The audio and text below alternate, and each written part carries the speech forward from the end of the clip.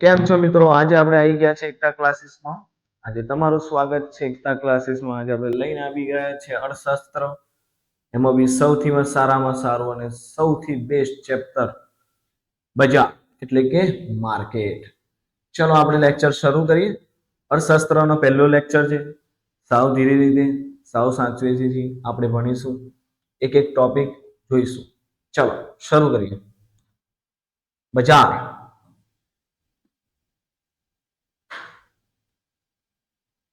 સૌપ્રથમ બજાર એટલે શું તેનો અર્થ આપેલો છે. તમારી ભાષામાં બજાર કહીએ તો તમારી આજુબાજુ 5-6 દુકાનો હોય, તમે એને શું કહેશો? બજાર. જે રીતે કે આણંદમાં બધી બહુ દુકાનો છે, જે રીતે બધા શહેરોમાં બધી બહુ દુકાનો છે.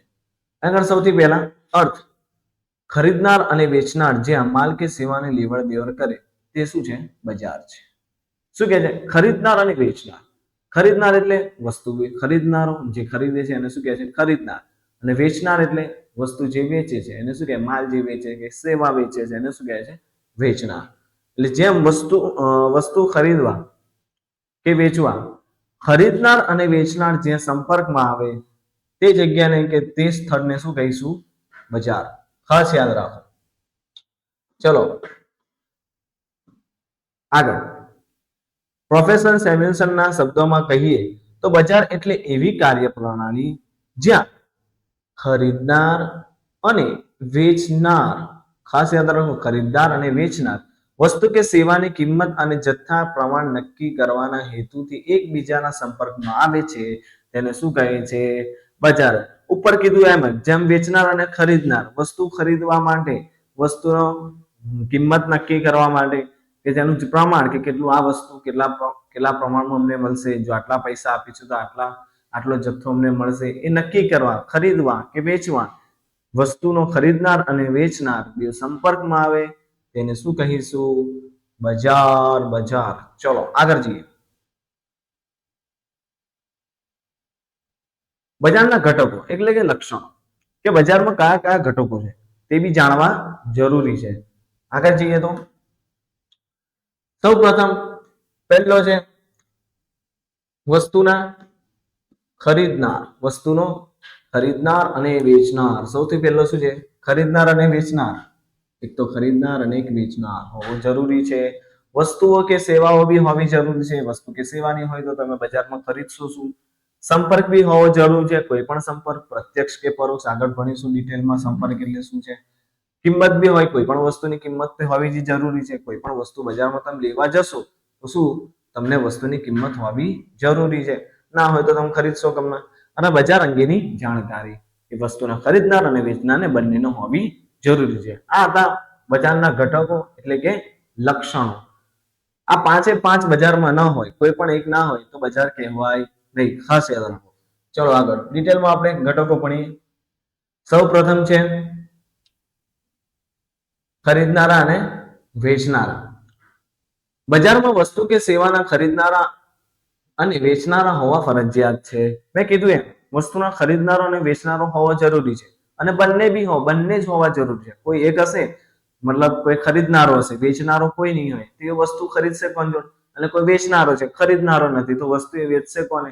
તો બંને બજારની શરત શું છે કે બંને ખરીદનારો અને વેચનારો બજારમાં હોવા જરૂરી છે. આગળ તેઓ દ્વારા જ પોતાના અંગત હેતુસર જે વિનિમય કરવામાં આવે છે તેને ખરીદ વેચાણની પ્રક્રિયા કહે છે. ખબર છે, ખરીદનારો વેચનારો કરશે શું? ખરીદ વેચાણ. જે પ્રક્રિયા કરે છે એને શું કહે છે? ખરીદ વેચાણ કહેવામાં આવે છે. અહીં વેચનારો પોતાનો મહત્તમ નફો કરવાનો ઉદ્દેશ અને ખરીદનારનો વસ્તુમાંથી મળતો સંતોષ મહત્તમ કરવાને હેતુથી આ પ્રક્રિયા જન્મ લે છે. આ પ્રક્રિયા એટલે ખરીદ વેચાણની પ્રક્રિયા ક્યારે જન્મ લે છે? કે જ્યારે કોઈ ખરીદનારો કોઈ વસ્તુ ખરીદવા જાય, એમાંથી સંતોષ મેળવવા માટે ખરીદે છે. અને વેચનાર વસ્તુ વેચે એટલે કેમ વેચે છે? કે એમાંથી જે નફો મળે, જે તમને ફાયદો થાય, એનાથી જે નફો મળે એ શું? એને મહત્તમ મળે એ વસ્તુ વેચે છે. એટલા માટે તે વસ્તુ વેચે છે. એટલે શું? વસ્તુના ખરીદનારો વસ્તુમાંથી સંતોષ મેળવવા માટે અને વેચનારો મહત્તમ નફો મેળવવા માટે જે પ્રક્રિયા કરવામાં આવે છે એને શું કહે છે? ખરીદ વેચાણ. અને આ ત્યારે જ આ ખરીદ વેચાણ જે પ્રક્રિયા છે એ જન્મ લે છે. આગળ જઈએ. બીજો ઘટક વસ્તુ કે સેવા, વસ્તુ કે સેવા બી હોવી જરૂરી છે. બજારમાં માંગ પામતી અને વેચાણ થતી વસ્તુ કે સેવા હોવી જોઈએ. આ વસ્તુ કે સેવા હોય તો બજારમાં કહેવાય. ખરીદનાર અને વેચનારો એકલો હોય તો વસ્તુ શું ખરીદશે શું અને શું વેચશે? વસ્તુ કે સેવા જ વેચવાના છે. જો આ બે નહીં હોય તો એને બી બજાર કહેવાશે નહીં. તો શું પહેલી વાત વસ્તુ હોવી જરૂરી અને સેવા હોવી જરૂરી છે. ચલો આગળ શું કહે છે? બજારમાં ઉત્પાદક કે વેચનાર પોતાના મહત્તમ નફો કરવાના આશયથી વસ્તુ કે સેવાના વિભિન્ન પ્રકારો તેમજ સ્વરૂપો બહાર પાડે છે. એટલે વેચવા માટે તમે જોયા હતા વસ્તુના કેટલા બધા સ્વરૂપો બહાર પાડે છે કે શું ખરીદનારો આકર્ષાય અને શું એ વસ્તુ ખરીદવા માટે શું પ્રેરાય અને વસ્તુ ખરીદે અને શું મહત્તમ નફો જ મેળવે. અલા ભાઈ કોઈ પણ વેચનારો પોતાનો નફો જ જોતો હોય, કોઈ પણ ધંધો કરતો હોય એ શા માટે કે એમાંથી જે નફો મળે એના માટે એને મહત્તમ નફો મળે એ જ એનો આશય હોય છે વેચનારનો. આગળ શું કહે છે? તે વસ્તુઓ તથા સેવાઓ પ્રતિ ખરીદનારને આકર્ષવાનું પ્રયત્ન કરે છે. એટલે ખરીદનારને જ આકર્ષવા માટે વસ્તુના સ્વરૂપો બહાર પાડે છે. ખરીદનાર વસ્તુઓ કે સેવાઓના ઉપભોગમાંથી પોતાનો સંતોષ મહત્તમ કરવા વસ્તુઓ અને સેવાઓનું આદર્શ સંયોજન ખરીદે છે. શું વસ્તુ ખરીદનારને શું જોવા મળે કે એમાંથી જે સંતોષ મળતો હોય એ જોવા મળે. સમજ પડી? આગળ શું કહે છે?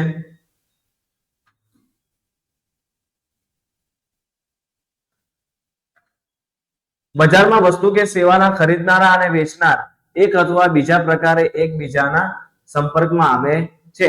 આ સંપર્ક પ્રત્યક્ષ કે પરોક્ષ સ્વરૂપનો હોઈ શકે છે. વસ્તુના ખરીદનારા અને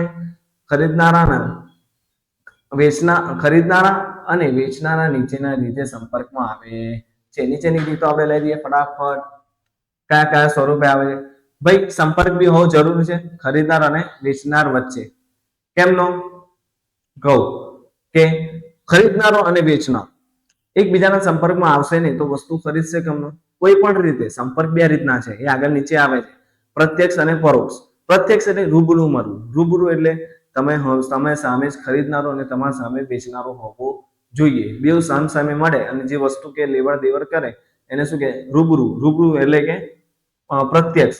અને પરોક્ષ એટલે કોઈ પણ બીજા સ્વરૂપે રૂબરૂ મળે નહીં. કાં તો ફોન પર કાં તો એપ્લિકેશન દ્વારા મળે. સમજ પડી? બે ત્રણ રીતે મળી શકે. ચલો નીચે આપેલા છે.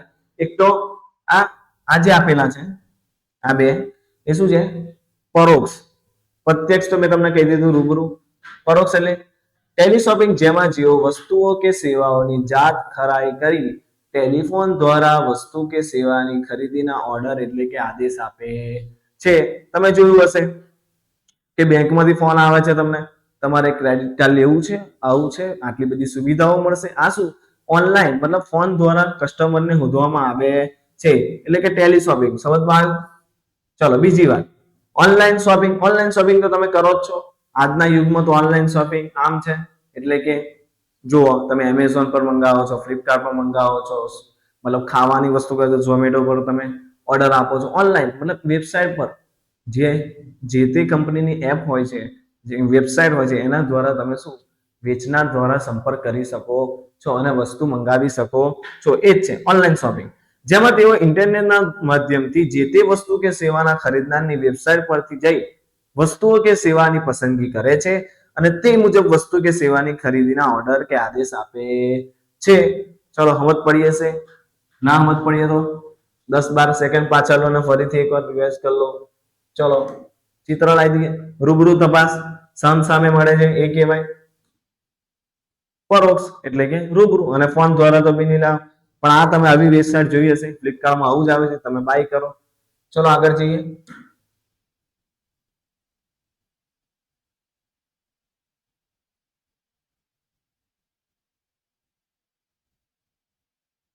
કિંમત બી હોવી જરૂરી છે.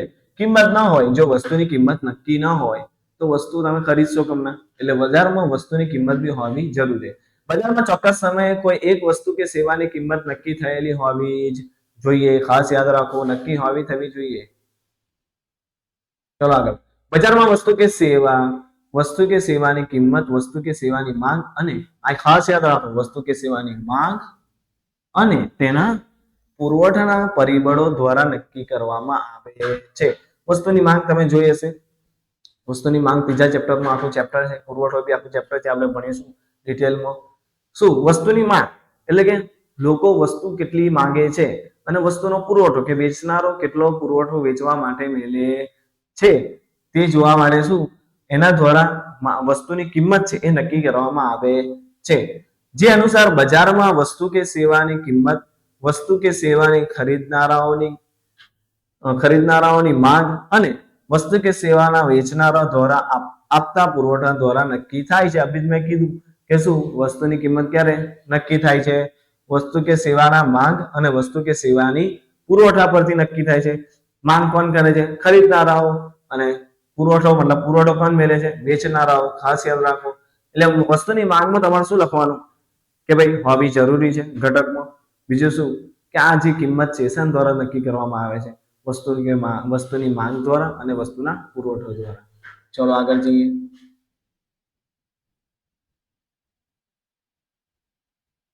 બજાર અંગેની જાણકારી. બજાર શું છે તેની જાણકારી ખરીદનાર અને વેચનાર બંનેને હોવી જરૂરી છે. બજાર અંગેની જાણકારી વસ્તુ કે સેવાના ખરીદનારા, ખાસ યાદ રાખો, ખરીદનારા અને વેચનારા બંનેને હોવી જરૂરી છે. બજારમાં ફુગાવો અથવા મંદીના વલણો હોય અથવા કોઈ કુદરતી કે માનવી આફત આવી હોય તેવા સંજોગોમાં ઉત્પાદન, વેચાણ કે ખરીદીના સંબંધમાં યોગ્ય સમયે યોગ્ય જથ્થાને અનુસરતા નિર્ણયો લઈ શકાય.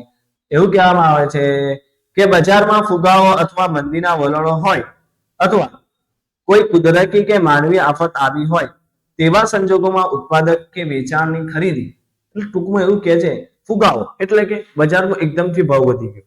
શું કોઈ વસ્તુનો એકદમથી ભાવ વધી ગયો તો બજારનો પુરવઠો કેટલો મેળવો વેચનાર માટે, કેટલો પુરવઠો વેચવા માટે મેળવો અને ખરીદનાર માટે વસ્તુ ખરીદવી કે ના ખરીદવી એની જાણકારી, બજાર અંગેની જાણકારી પૂરી હોવી જોઈએ.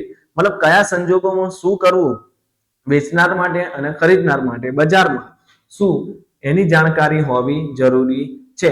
અથવા કોઈ કુદરત માનવી આફત આવી ગઈ, માલ બગાડ નાખ્યો, મશીનમાંથી માનવી જે મતલબ જે માણસ કામ કરનાર હતો એને માલ બગાડ નાખ્યો, તો હવે શું કરવું? કુદરતી આફત આવી ગઈ, મતલબ તમારું કશું એક્સિડન્ટ થઈ ગયો, કુદરતી આફત એટલે પૂર આવી ગયું, તમારા દુકાન આખું જે કારખાનું આખું પાણીથી ભરાઈ ગયું, તો શું કરવું? તેની જાણકારી કયો માલ વેચવા મૂકવો, ના મૂકવો, કયો માલ ખરીદવો, ના ખરીદવો એ શું બજારમાં વેચનાર અને ખરીદનારે હોવો જરૂરી છે. તો અહીં આપણા ઘટકો પૂરા થાય છે. હવે આગળ આપણે ભણી રહ્યા છીએ બજારનું વર્ગીકરણ.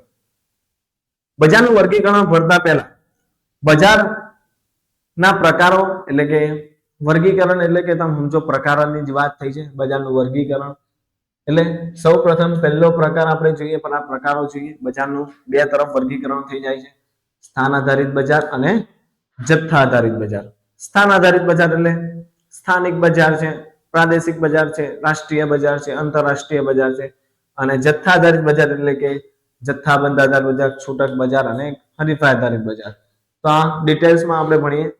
સ્થાન આધારિત બજાર શું છે, પ્રાદેશિક આધારિત બજાર શું છે, રાષ્ટ્રીય બજાર શું છે અને બીજું છે જથ્થા બજાર. જથ્થાબંધ આધારિત બજારમાં જથ્થા બજાર એટલે શું છે એ આપણે બધું આગળ ભણીએ. આ ખાસ યાદ રાખો કે સારામાં સારું આ પૂછાય છે, 2 માર્ક્સમાં તમને પૂછાય ચલો બજારનું વર્ગીકરણ લખો, તો તમે આવડવું જોઈએ. આગળ સ્થાન આધારિત બજારનો પહેલો પ્રકાર આપણે લઈને આવીએ. સૌ પ્રથમ સ્થાન આધારિત બજાર, સ્થાનિક બજાર. સ્થાન આધારિત બજારમાં સૌ પ્રથમ શું? સ્થાનિક બજાર. સ્થાન આધારિત બજાર સામાન્ય રીતે વસ્તુઓ કે સેવાનું જ્યાં ઉત્પાદન થતું હોય ત્યાં જ વેચાણ થતું હોય તેવા બજારને સ્થાનિક બજાર કહે છે. મતલબ જ્યાં ઉત્પાદન થાય છે શું કહે છે? જ્યાં ઉત્પાદન થાય ત્યાં શું થાય? વેચાણ. તેવા બજારને શું કહીશું? સ્થાનિક બજાર.